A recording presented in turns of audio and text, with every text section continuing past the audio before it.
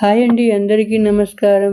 ప్రపంచంలో ప్రతి ఒక్కరికి ఒక గురువు ఉంటారు. కానీ ఆ గురువులకే గురువు ఎవరో తెలుసా? ఆయనే దక్షిణామూర్తి. శివుని జ్ఞాన స్వరూపమే ఈ దక్షిణామూర్తి. లోకంలో ఏ గురువైనా మాటలతో పాఠాలు చెప్తారు. కానీ దక్షిణామూర్తి మాత్రం కేవలం మౌనంతోనే శిష్యులను సందేహాలను తీర్చి పరమ జ్ఞానాన్ని ప్రసాదించారు.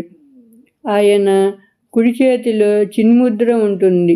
చూపుడు వేలు జీవుడిని, బొటనవేలు దేవుడిని సూచిస్తాయి. మిగిలిన 3 వేళ్ళు అహంకారం, మాయ, కర్మలను దాటితేనే దేవుడిని చేరుకోగలమని చెప్తాయి. దక్షిణ దిక్కు వైపు ముఖం పెట్టి కూర్చొని మృత్యు భయాన్ని పోగొట్టి అమరత్వాన్ని ఇచ్చే ఏకైక గురువు దక్షిణామూర్తి.